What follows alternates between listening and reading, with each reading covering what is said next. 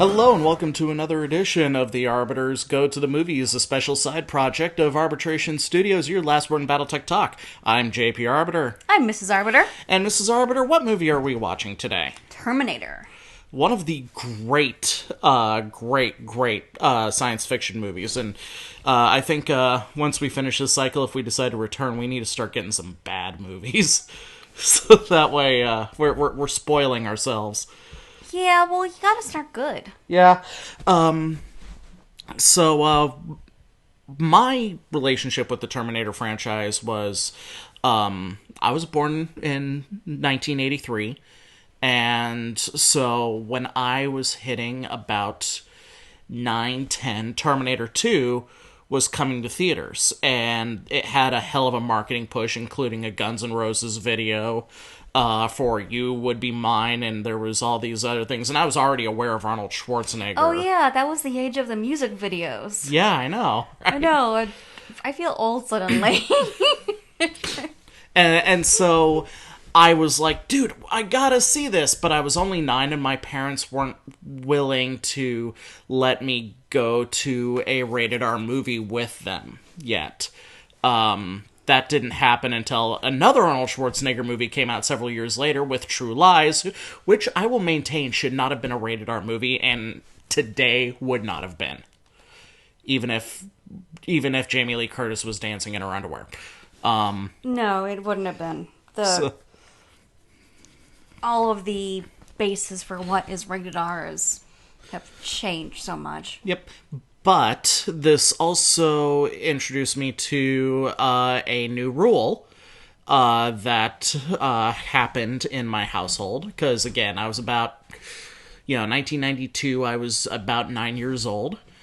And that rule was, for any R-rated movie, the first time around, you have to watch it with mom and dad first. And if you can sit through the whole thing, you can watch it anytime you want without parental supervision. And so this got me access, first off, to all of the R-rated Arnold Schwarzenegger movies, and that kind of began an obsession for me. And I can't say I remember the ruling that my parents had, but I always watched the movies with them. Yeah. And they never fazed me. For some reason, I could do the Predator series just fine, but Alien at the time was too much, and now the Alien franchise is like my favorite thing in the universe. So, and that was a similar story. Was that Alien 3 was coming out in theaters, and that looked really, really cool. And so, all right, well, you got to watch Alien first, and well, my parents couldn't find Alien, so they got Aliens, and I chickened out right when the first chest burster came and the Marines were getting ambushed. And you're like, nope, I'm done. Yeah, I was young, and that's my defense. So it's fair. And I was spared seeing Alien 3 for a while. But anyway, yeah, so I was watching The Terminator as a kid, waiting for Terminator 2, and then Terminator 2 came out, and that was given to me as a Christmas gift the following Christmas. So nice. So I had both VHS tapes and could watch it anytime I wanted. VHS tapes. Suddenly I really feel old. Yeah, I know, right? And that was also the beginning of my personal movie collection. When I turned 14, I had my own TV with a built-in VCR as well. They don't make them like they used to. No, they don't. I don't miss CRT televisions, though. I like my flat screens. I don't miss the CRT televisions either, but there was some charm to having to put it in the rewinder. Or there was also some charm that pausing it, you still had like static ribbons across it rather than a perfect still shot. But also recording off of TV was you recorded onto the VHS and you only got 3 recordings over it. Before the tape was useless, yeah. Yep. That was my relationship. Your relationship, much the same? For the most part. I don't remember when I was first introduced, but I also watched a lot of horror, like when I was 10, started watching a lot of R-rated movies and things like that, so Terminator was one I really appreciated. Yeah, and the Terminator series, because of the time which you and I were probably first exposed to, the time I was. Yeah, I don't know if it was earlier or later for you. About the same time period. Okay. I was born a year after you, so. So, but Terminator 2 was also huge, and this was during the big push when toys for children were being made to market R-rated movies. I remember there being RoboCop toys, Terminator toys, Batman Returns, which that was not safe for children. No. Michelle Pfeiffer needed a safe word in that movie. Very true. Speaking of which, loved her in Ant-Man and the Wasp. But moving on from that. So it was this really, really weird touchstone of popular culture, though, of R-rated movies being marketed to kids. I also know that every Terminator movie after the second one has been less and less and less well received. It's like they can't keep the story going. They don't have that charm. Which is funny because Factor, which is weird. It's also kind of funny though, because every Terminator movie after the third Terminator movie was technically an independent film rather than a big studio-backed film. And and it's like every time one of these has come out, a Terminator movie has become the highest grossing independent movie of that year. So, there you go. And yet that TV series didn't quite pan out, which was really sad. It really was. I mean, it had this great build-up, great moment. And then it had this great moment where the series could have stopped. But they didn't. the thing is that they thought they were going to get another season, and then Fox shit-canned them. You know, as Fox does with a whole bunch of seasons. You know, they shit-canned Terminator: The Sarah Connor Chronicles because they wanted to see how this Dollhouse thing worked out. And then they shit-canned Dollhouse the following year. Dollhouse was an interesting experiment. But yeah, it was also like how what was that? The sci-fi show Eureka. There was this perfect stopping point because they thought they were done. They thought they weren't getting another season. And then sci-fi said, let's get one more season in there. We just ended it. How do we continue this? And they did. And they fucked it all up. But yeah, it was a shame too because those two Sarah Connor Chronicles seasons were really good. Better than Terminator 3 and Terminator Genesis. I will defend Terminator Salvation to my dying breath, much like I'll defend Alien 3 as a movie. The third and the fifth Terminator films didn't do it for me, but that television series and Terminator Salvation were really, really good. I think my favorite moment with that television series was the moment with the Terminator and the ballerina. Oh, yeah.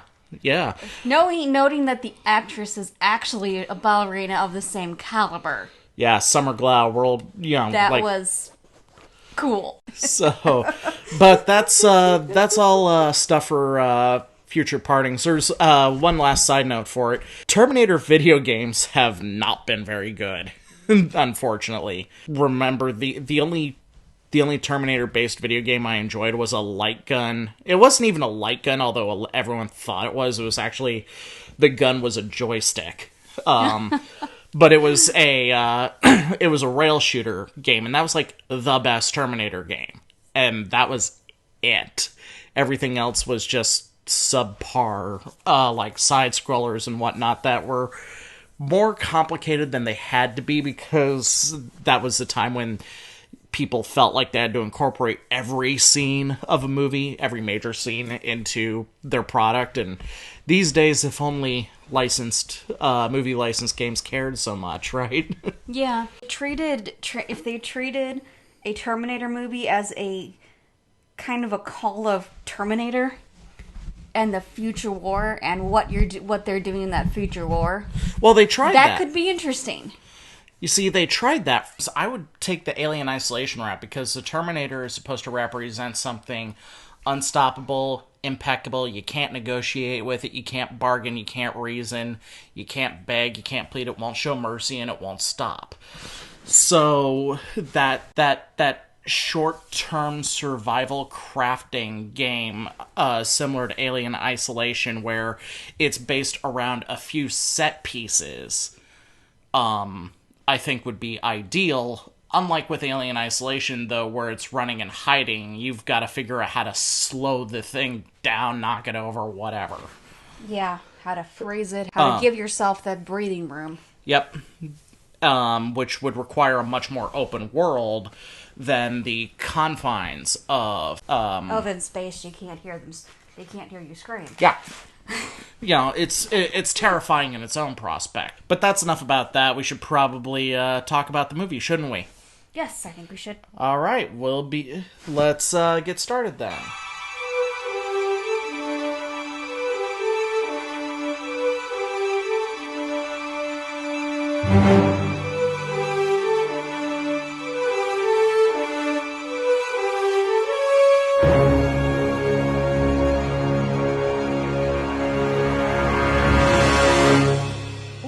With a blasted hellscape of Los Angeles, 2029. Aircraft carriers are firing lasers into a battle below, supporting massive tracked vehicles. And the text informs us that we are in the aftermath of nuclear war.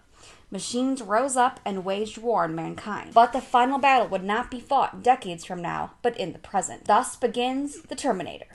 And my first of many interjections, the opening to Terminator 2 gets a lot of love because of the action, the flaming playground, and all of that, and the symphonic version of this theme.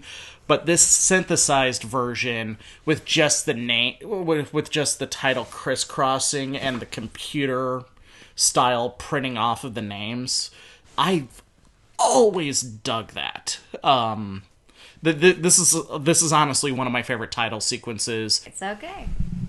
Los Angeles, 1984. An electrical storm erupts around a garbage truck carrying a haul from the Griffin Observatory.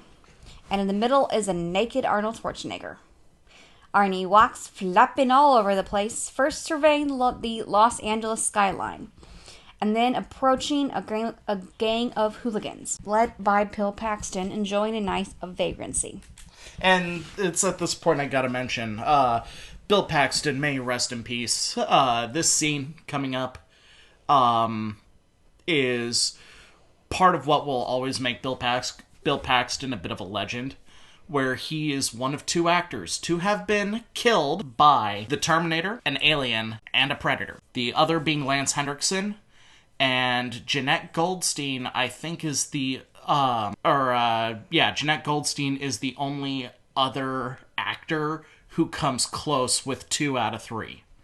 Like, I'm kind of hoping that she's in this upcoming Predator movie, just so that way we can get her as part to stand on the podium as well. So, because Michael Biehn was not killed by an alien, he was killed by a spaceship crash. So, anyway, continue. Mocking him for his unclothed state and the repetition of their words, Arnie demands the clothes off their backs, prompting the thugs to pull out their switchblades.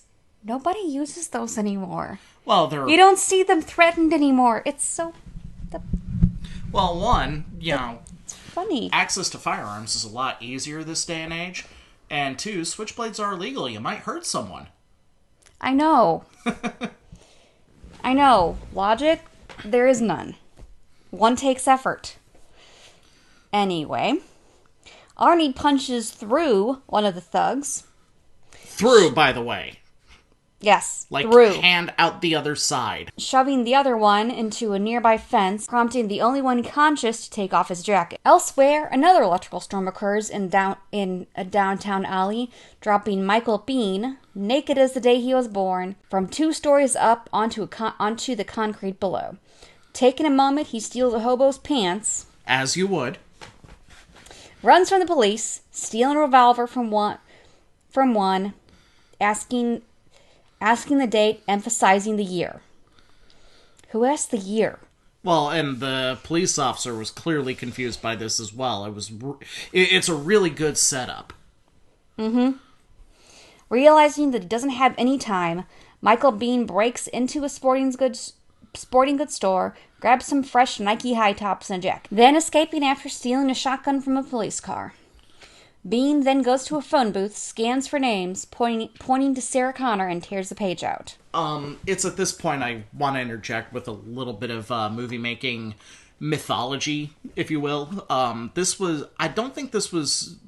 If this wasn't James Cameron's first major motion picture, it was close to his first.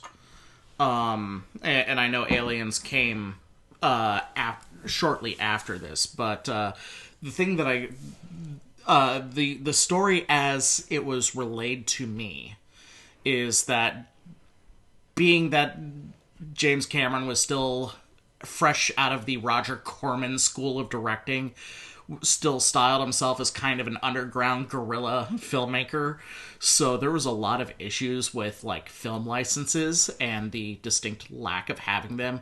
Or he had the film licenses, but he didn't notify the city that he was making a movie. And so he needed like a block secured.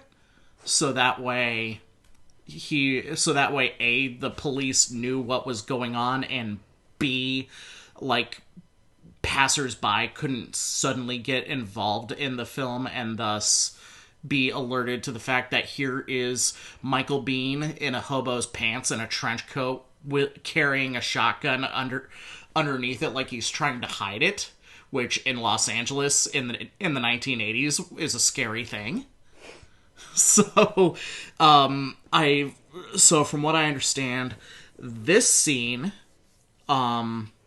and a couple of other chase scenes that did not involve vehicles almost got Cameron and his minimal film crew and the actors arrested on several occasions because of things like illegally concealing a firearm in the streets, particularly at night. And again, this is one of those, is it true or is it not? But I know that, but stories that were relayed to me about some things. So, anyway.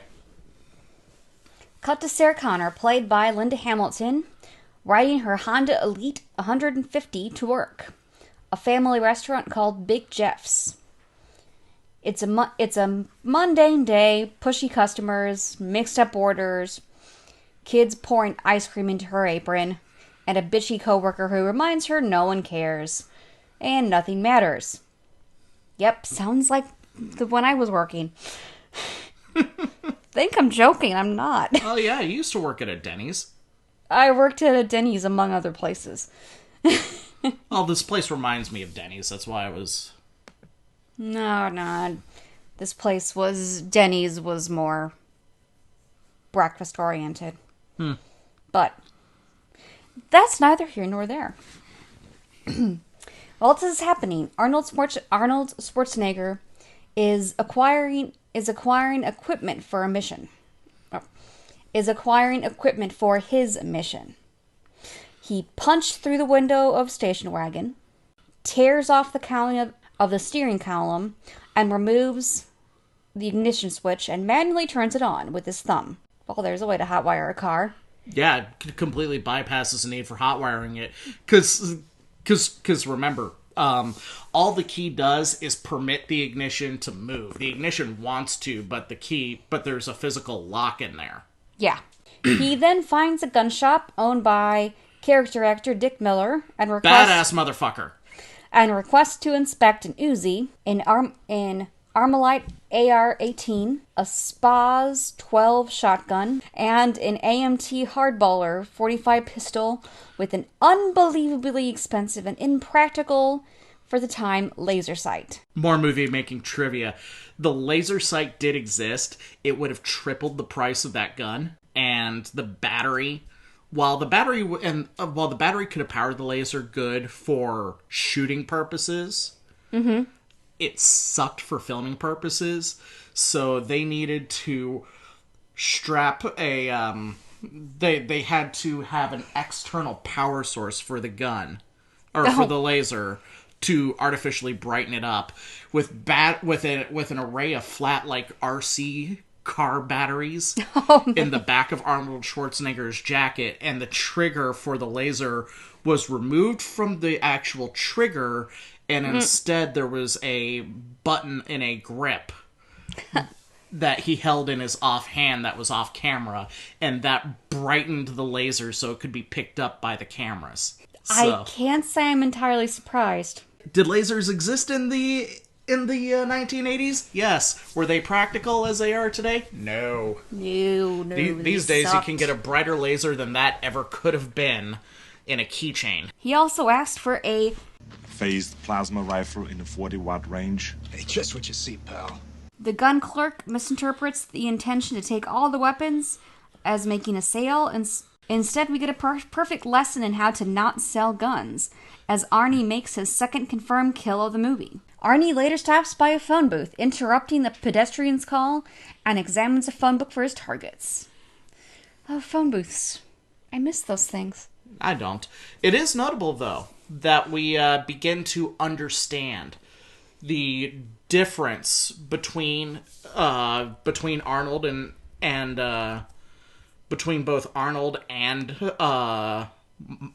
Bean's characters, and that Arnold is distinctly the Terminator, because at this point, Michael Biehn tore the page out of the phone book in order to have the reference handy. Arnold doesn't. He just memorizes it. Yep. Scanned it, he has it forever. So he's Captain America. Just like punching through the window was kind of, and punching through the window of the car and tearing off the steering column's outer cowling was a big indicator, and then also, yes, punching through the thug. We begin to understand who's who. Mm-hmm. Those are your first indications, at least. Finally, he stops in a residential neighborhood, ignoring a lapdog that clearly doesn't like him, and knocks on a door, wherein a middle-aged woman answers. After asking if she is Sarah Connor, he breaks in and executes the woman with multiple handgun shots and leaves. After several hours pass, Sarah Connor is brought into the break room of her work by a coworker, and a news report is shown of the murder. Sarah Connor's coworker mockingly tells her, "You're dead, honey," which Sarah scoffs at. While this is happening, Michael Biehn acquires a car of his own and hotwires it. Enjoying the air conditioning for the first time, he falls asleep. But the construction site nearby gives him dreams of the future war. He remembers a squatty and himself tracking down a building-sized tank, disabling it with a pair of thermo-sized bombs at the cost of his squad mate's life. Reese then takes a real technical of evading the tank's air cover, but the terrain from the aircraft's view makes maneuvering impossible, and the vehicle flips over, shocking Biehn from his dream. Back home from work, Sarah and her roommate Ginger prepare for a night out. The phone rings and a mouth breather is trying to make sexy talk with her. Sarah recognizes this as Ginger's boyfriend almost immediately, and screws with him a bit before handing the phone off and resuming preparations. Go. At the LAPD, Lance Hendrickson hands a murder victim's photograph to his lieutenant, and then points out another murder from a neighboring precinct, also named Sarah Connor. 2 murders, 2 women, the same given first and last name, are a cause for concern, both for law and order and for the field day the press will have over it. Back at Sarah's apartment, Sarah finds out her date bailed on her.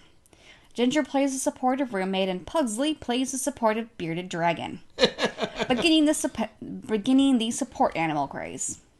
Sarah heads out for a night of adventure on her own. When she reaches her scooter, she briefly hears the movie soundtrack and gets a feeling someone's watching her, and that someone is Michael Biehn, still unidentified at this point, as he starts his car up and pursues her. We cut back to the police station, where the media is hot on the story and they're desperately trying to call our Sarah Connor. Ginger and her boyfriend are getting their freak on, ignoring the phone. The police captain goes to make a statement about the killings. hoping that word will get out to our Sarah, and our Sarah Connor will hear it, which she does at some dive bar. Sarah moves to a phone book and checks where she is in the order, realizing she's next in the pattern. The payphone at the bar won't work, so she moves several doors down, walking right past Michael Biehn into the club Tech Noir. Tiny K and the Triangles happens. Sarah spends a quarter needlessly calling 911, but gets a busy signal. Then she calls home and tells Ginger about the events of the evening.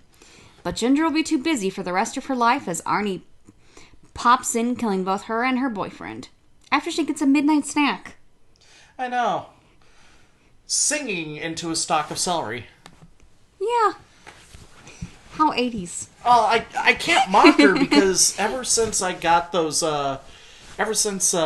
got those wireless bone induction headphones, they've basically been attached to me like I'm a cyborg myself. So. Arnie then rummages through drawers and finds an address book. More importantly, a college ID with Sarah's picture on it. That gives him a positive identifier for his target. Sarah finally reaches the police, who tell her to sit tight, and they're on their way to secure her. Unfortunately, the Terminator has already arrived at this point, and Michael Biehn has been at the back of the club for some time. Tiny Ken and the Triangles happen as Biehn pulls a gun on Arnie. Arnie pulls a gun on Sarah, and Sarah looks at Arnie like, holy shit, is that a laser? 5 12-gauge rounds into the Terminator knocks him down, but not out, as he has to trade attention between the escaping crowd and Biehn, who now rescues Sarah and utters the catchphrase, "Come with me if you want to live."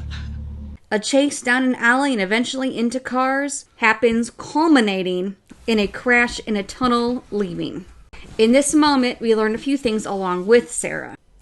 Michael Biehn plays Kyle Reese, a tech sergeant who was assigned to protect Sarah from termination. We see the Terminator's suitably science fiction field of vision.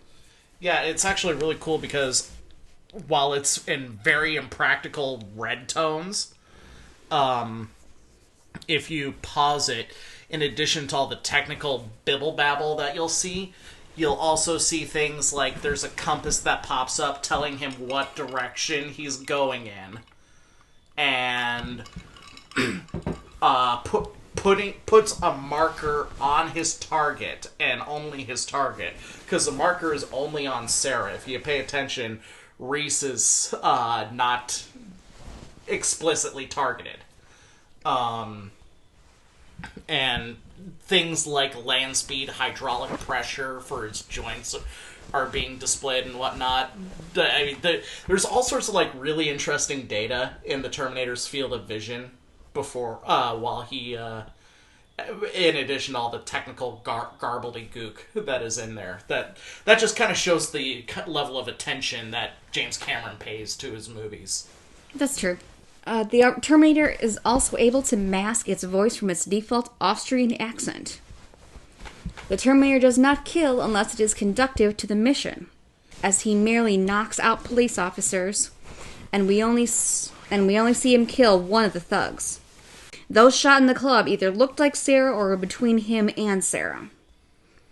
The Terminators were manufactured by a company called Cyberdyne, with an internal structure of metal and hydraulics, but on the outside is a living, breathing skin and tissue designed to infiltrate human populations. There are allusions to an older 600 series that had rubber skin and were failed infiltrators. Sarah clearly has trouble believing this and tries to bail, while Reese continues to try and explain that there's no hiding, the only thing she can do is run. Asking her why, Reese explains that defense mainframes became self-aware and started a nuclear war to exterminate humanity, perceiving humanity as a threat. In the aftermath, one man rose up and led a resistance against the nearly victorious army. A man named John Connor, Sarah's yet-to-be-born son. The Terminator interrupts the history of the future, and the chase resumes until the Terminator and Reese crash their cars in a tunnel. Reese and Sarah surrender to the LAPD while the Terminator disappears. So did everyone get that? That was a lot of info dump to happen during an action sequence. And it was really well done, and it also established a lot of the rules of the Terminator and how this movie is going to proceed. And if you pay attention, you notice that these rules are stuck to. I particularly am fond of the fact that while the Terminator is a killer, it doesn't kill unless it perceives a threat, however vague, to its mission, or other people that are killed are collateral damage. It only killed the thugs because they pulled a knife. It only killed the gun store owner because he couldn't acquire his weapons any other way. He didn't kill the guy who was making the call because he didn't have to. Likewise, I like to believe that he didn't kill the police officer because, but I mean, granted, he rammed the cop's head into the door of the car, so, cop's unconscious, got his bell rung. But he didn't have to. He only needed to disable the cop and acquire the vehicle. So, and likewise, there was one woman that was killed at the nightclub that was literally between it and Sarah. And he was aiming at Sarah. So, collateral damage acceptable, but will not kill on a whim. So, meticulous. That's the word. And this happens throughout the movie where Sarah doesn't quite believe Reese, but she goes along enough with him throughout this journey simply because he has a gun, but he's not shooting me. That thing has a gun, is shooting at me, and shooting at him doesn't seem to work. She's following along for very practical reasons throughout most of the movie. She doesn't begin to buy it until the movie approaches its end. So, because when she's at the police station, she's on the police's side. She's like, "Yes, okay, fine. I'm free. I'm home. I'm safe again." As we'll see. At the precinct, Sarah is informed of her roommate and her boyfriend's fate, and is debriefed by Dr. Paul Slibberman, who also supervises Reese's interrogation.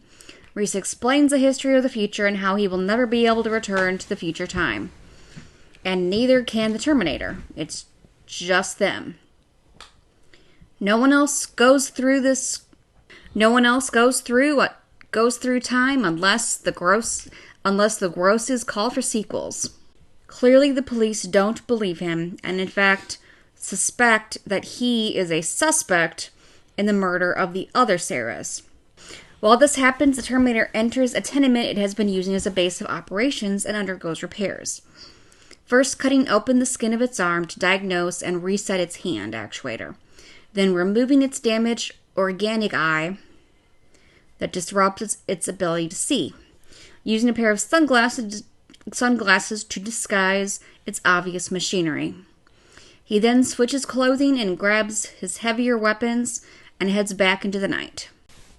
Back at the police station, Lieutenant Traxler and Lieutenant Hendrickson talk about how the other suspect was able to withstand close-range shotgun blasts, showing Sarah police-issued body armor.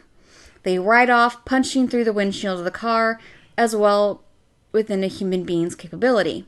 But he has been on some kind of drugs to not feel pain from the punch. Lieutenant Traxler then informs Sarah that her mother is en route to take her away and encourages her to get some sleep. Sometime later, but still in the same night, the Terminator passes right by Dr. Silberman as he leaves the precinct.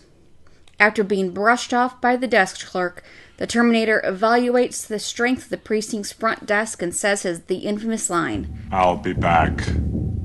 One of the most famous shootouts in movie history then happens, as the Terminator kills 17 police officers, including Lieutenant Traxler and Lance Hendrickson, and injuring several others, Yet Sarah and Reese manage to escape, stealing the fastest gremlin ever manufactured. I'm sorry. I wrote that joke and I'm still laughing at it. It's okay. They drive until they run out of fuel somewhere in rural California, taking refuge in a storm drain and patching up a gunshot wound Reese took to the arm. Sarah learns that his first name is Kyle, and he describes the world he grew up in, where survivors in the Resistance Army must travel by night, and the dogs were used to detect Terminators by scent. This description is then portrayed in a dream sequence of Sarah's imagination. Do-do-do-do-do-do-do. Let's go with the Terminator ending. Oh yeah, the Terminator ending. Kyle and a fire team were instructed to evade a hunter killer because salvage team is in the area, and bringing it down will alert more to the region. They fall back into a bunker, presenting themselves to a dog for inspection, and checking in by ledger. We see Reese looking at refugees of the war and the depressing conditions that they are in before Reese collapses for a brief rest and takes a picture out of his pocket. It is a picture of Sarah Connor. The moment is interrupted by dogs going apeshit over a new entry, and a man tears off a cloak, revealing a large energy weapon of some kind. And begins indiscriminately mowing down people. Kyle is able to return fire under cover, and we see this unknown assailant advancing, red eyes glowing in the dark. Ooh. It is at this point that Sarah wakes up and the two hitchhike further away, finding themselves at a real-life tiki motel. An actual location you can visit, by the way. It's still standing even in 2018. Reese takes some money he scavenged from the police station for supplies, while Sarah takes a shower. Meanwhile, the Terminator, whose skin envelope is clearly decaying from all the damage it has received from the Skin envelope. Okay, let me try that again. Meanwhile, the Terminator, whose skin envelope is clearly decaying. Meanwhile, the Terminator, whose skin envelope is clearly decaying from all damage it has received at the police station, is examining Sarah Connor's address book and finds the address of her mother's cabin in Big Bear, California. The Terminator gears up and moves in, breaking into the Connor matron's cabin, presumably killing her, and awaiting Sarah to contact her mother, which she inevitably does. Using social engineering, the Terminator tricks Sarah into giving the phone number to the motel, which he subsequently calls and gets an address. The hunt is afoot. Reese returns from his supply run with a section of plumbing, ammonia, mothballs, and other sundry. He and Sarah make pipe bombs as an improvised weapon against the Terminator. That evening, Sarah comes to understand the unstoppable nature of the Terminator and again laments how she cannot possibly live up to the legend Reese believes her to be. After a half-assed reassurance, Sarah inquires about Kyle's romantic relationships, and we learn that Kyle was not attached prior to making his journey to the past. We also learn that Kyle is the most retroactive creeper possible, explaining how he fell in love with Sarah by looking at an old photograph. This terrible pickup line works, and we're exposed to the most awkward sex scene I have ever seen in movie history. It really is a terrible sight to behold. Complete with the romantic version of the Terminator theme, but at least Linda Hamilton's breasts are exposed for our pleasure.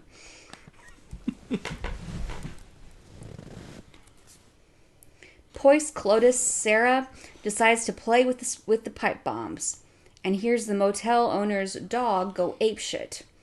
We cut to the Terminator's field of vision as he kicks down the door and opens fire in the hotel room. Reese and Sarah escape using a window and steal a pizza truck, with the Terminator in hot pursuit. A chase along Interstate 5 occurs, resulting in the Terminator's expending his rifle ammunition and Reese using several of his pipe bombs in an attempt to break pursuit or damage the Terminator. An errant shot hits Reese, forcing him to drop the pipe bomb, damaging the truck and causing severe injuries. Sarah rams the Terminator into the highway median, flipping their car, but destroying the Terminator's motorcycle and getting the Terminator run over by an 18-wheeler carrying gasoline. The Terminator kills the driver of the truck and orders the truck's other occupant to get out. He takes control of the vehicle, planning to use it as a battering ram to terminate Sarah. Reese tells Sarah to run as Kyle prepares a fifth pipe bomb. He then deposits it in a space on the gasoline tanker's trailer and takes refuge in a dumpster. The bomb and the fuel above it detonate, destroying the vehicle and apparently destroying the Terminator, who collapses in a heap of melting skin. Reese and Sarah embrace in victory. Aww. So, Mrs. Arbiter, what did you think of the Terminator? But Oh. their celebrations are cut short as the Terminator once again rises. Skin completely cooked off and only endoskeleton remaining. The Terminator limps in pursuit of the exhausted Sarah and injured Reese. The two break into a computer parts factory. Barring the factory floor door only buys them time, and Reese turns on the factory's machines to drown out the sound of their movement and breathing. But Sarah accidentally hits a manually started hydraulic press, alerting the Terminator to their presence. Reese urges Sarah to run and attacks the Terminator with a length of pipe, stunning it briefly before backhanding him down the stairs. In his final gambit, Kyle uses the last pipe bomb in the hip joint of the Terminator, ripping the machine assassin apart in an explosion at the expense of his own life. Sarah is also injured by the blast, taking a bit of shrapnel to her outer thigh, making it nearly impossible to walk. She moves to Reese and sees that he did not survive the blast. She cries but tells him he did it. It's finally over. Alright, yay, that's the movie. So, Mrs. Arbiter, what did you think of the Terminator? But God damn it! celebrations and lamentations are cut short a second time, and the upper torso of the Terminator is still intact and begins crawling after Sarah, leading to a pitiful run across the factory floor. Sarah leads the Terminator through another hydraulic press and closes a spill gate before the Terminator can reach her. As it reaches through, trying hard to grasp at Sarah's throat, Sarah reaches behind her and finds the controls, bringing down hundreds of thousands of pounds of pressure on the Terminator's chassis, breaching its power cell and crushing its actuators, finally permanently terminating it. The film fades to Sarah driving the Mexico desert some 6 to 8 months later. While getting her gas tank filled up, a child takes her photograph and charges her $5 for the picture. Realizing the importance of the photograph, Sarah pays for it after a brief negotiation. The boy warns her that a storm is coming, to which Sarah responds, "I know," and drives off to the sunset. As the credits roll, we get a court-obligated notice that Harlan Ellison wrote a story for The Outer Limits that shares the vaguest and most generic similarities to this movie.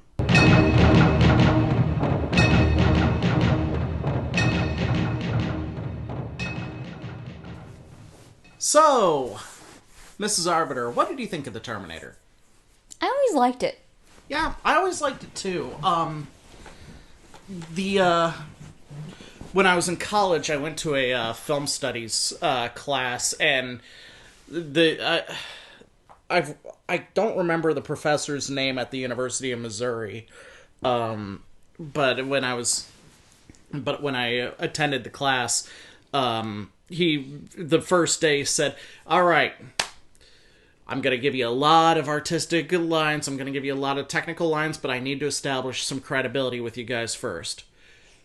If I told you what I felt the perfect movie was, what would most of you say?" And like 9 students all said at once in this 50 class or 50 student classroom, Citizen Kane. Of course. And he looked at it and said, cute, typical, wrong. And he said, for me, there are 3 movies that I identify as perfect films. Die Hard, The Terminator, and RoboCop. Now, let's keep in mind, this was 2003-ish at the University of Missouri before YouTube was really a thing. And so we didn't have a bunch of late-stage millennials and Generation Z guys who were totally doing jump-cut-laden videos about how this thing and that thing are absolutely perfect, and you should totally agree with me. No, this was a stuffy, mid-50s, early 60s professor of film studies. Actually, I think he was a literature studies guy, but he was doing... but he also was a theater dude, and so that kind of led to... This wasn't about shooting films, it was about film as a storytelling media. So that is more of a literature thing. So, but the fact that here's this guy who... And he gives an action movie and 2 sci-fi movies that are icons of the 1980s, when all of his students were children, as his ideas of perfect films. What was just kind of like, okay, I'm going to enjoy this class. And in the case of, he also exposed me to the idea of Die Hard as a Christmas movie. Oh. And those 3 films, he spent like an entire day on each of those 3 films, but those were 3 days out of an entire semester. And the movies they didn't always show us. But the thing about the Terminator that he displayed was that, or in that class that made it so amazing was like, was that it was a film noir no different from Casablanca in terms of its presentation, but it was in a modern, neon-riddled, scuzzy 1980s setup instead of the romanticized black and white period that Casablanca famously presents. So, same story beats, same display of storytelling, but fundamentally different in presentation because of the era and the period. So that was always a fascinating thing for me. I always enjoyed it for the modicum of storytelling and how it balanced itself out. How so? Well, looking at from a literature standpoint, I always liked the bit of balance it had where it did reach the climactic point where you'd expect, but you also had these cues that you had to catch on to at first. You didn't know who's the good guy, who's the bad guy. These 2 people come back from the future, and you don't have a freaking clue who is who. Mm-hmm. And even though Arnold Schwarzenegger's character is obviously the robot, obviously the Terminator, we still don't know, is he there to terminate Michael Biehn, or is he there to terminate Sarah Connor? Mm-hmm. And that's only revealed at the very end when he kills the first Sarah Connor. Mm-hmm. And then it's okay. We as the audience know who to root for and who not to root for. Yeah, it's methodical. It's methodical. It gives a set of rules at the very start, and it's almost like you're starting to tell the first part of a novel series where you almost have to read the first one. They're not good standalone stories. Mm-hmm.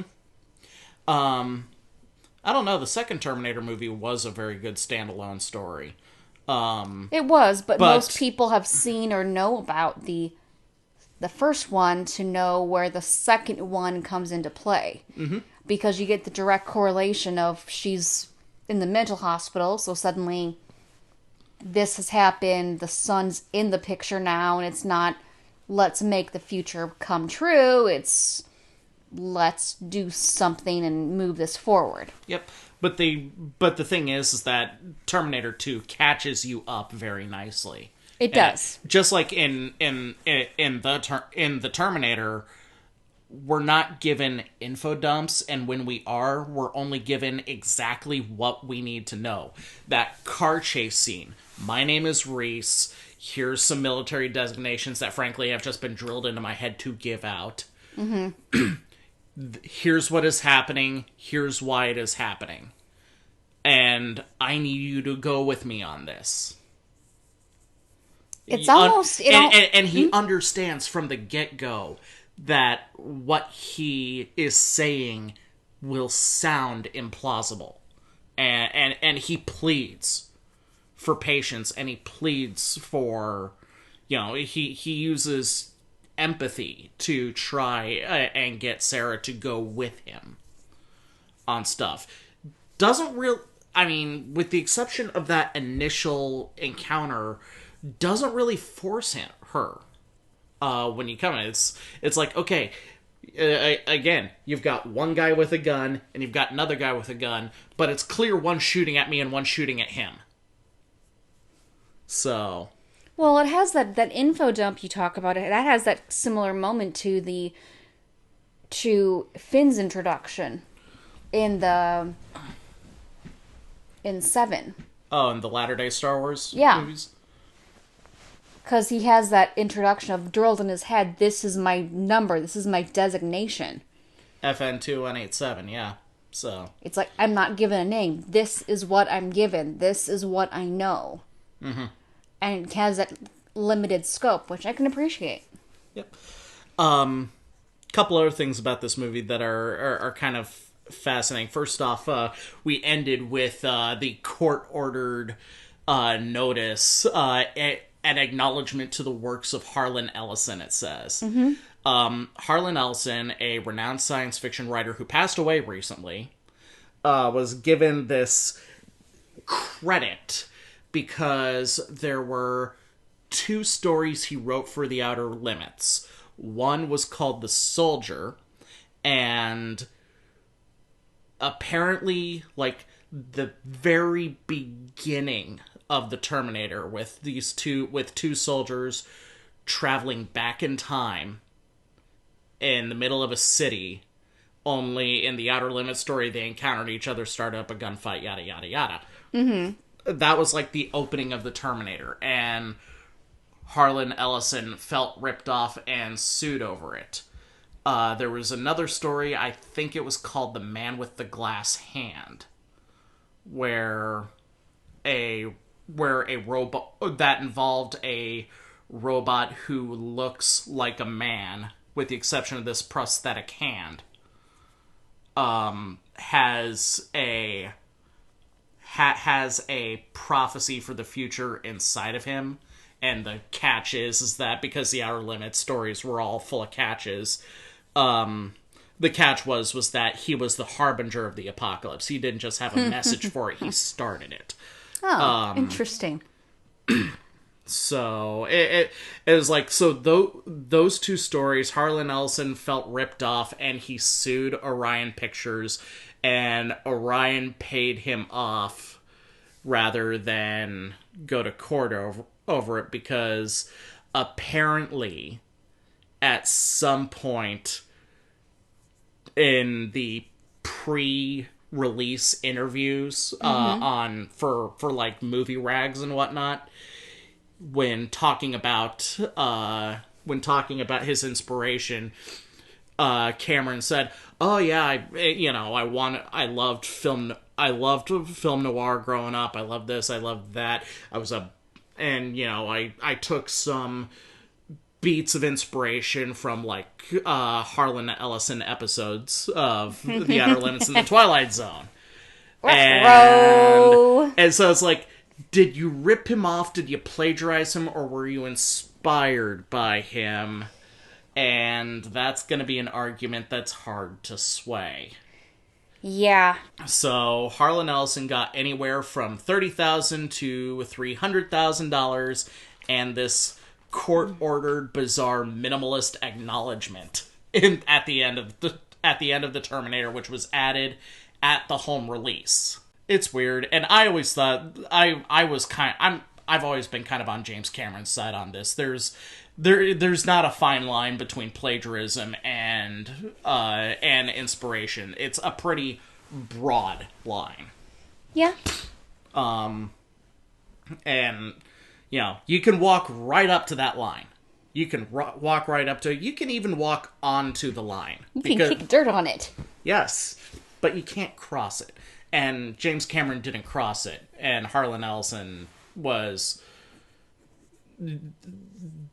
not a good person in his actions. He was not the good guy in there. And it almost killed James Cameron's career, and I'm glad it didn't, because we got Aliens like 2 years later. So the guy was butthurt over it. Yeah.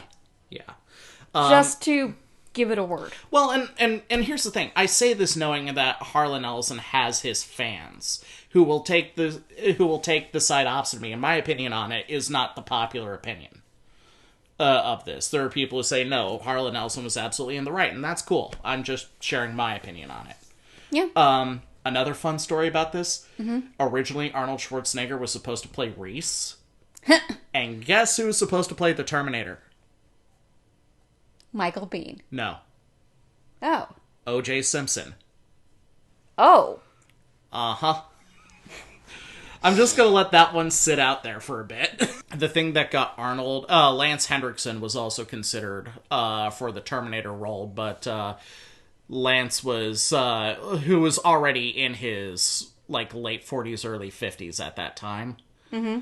Was unsure he was going to be able to perform some of the physical feats that were asked during the initial interviews, auditions. Yeah, auditions. Yeah, makes sense. I can do the acting part of this just fine, and Lance Henriksen as the Terminator would have been amazing. Mm-hmm. But you're asking me to punch through even a sugar glass car window. I'm not sure I can do that without hurting myself. Just because I'm too old and arthritic as it is. Yeah. I mean, the man's in his late or in his mid 80s today. So, the other fun or the final fun bit of trivia aside from that is the reason why Arnold was eventually put in the Terminator role was to minimize his number of lines. Because this was still early acting Arnold Schwarzenegger. Playing the Turkish Sumerian Viking Conan with a thick accent, it works. Playing, his documentary Pumping Iron, it was important to get the real person. But remember, his first major role, Hercules in New York, they dubbed over his voice. Oh, man. So with I can think of as Liv Tyler in Lord of the Rings. Running it through the synthesizer, yeah. So when it realized that his voice was too thick, they minimized the number of lines. And the most famous line that he has, the one that is not just the Terminator's catchphrase, but kind of Arnold Schwarzenegger's catchphrase, "I'll be back." It was originally written, "I'll come back." But he couldn't say it well in English. Interesting. So it was much like Harrison Ford pulling the gun in Indiana Jones and the Raiders of the Lost Ark. It was a pure accident of filmmaking, where it's I'll come, sort of like you reading the script. And moments of me giggling at Skinvelope. Yep, laughing for 45 minutes at Skinvelope. But for Arnold Schwarzenegger, he was just frustrated and said, "I'll be back," and it worked. So that fun stuff. Any other thoughts, notes about this? No. All right. really. So, Mrs. Arbiter, we've got one more of these planned for the year. We'll be doing that around Christmas time. What are we going to do next? Pacific Rim. These have all been movies about robots. Let's make them giant robots. Giant and stuffy. All right, Pacific Rim.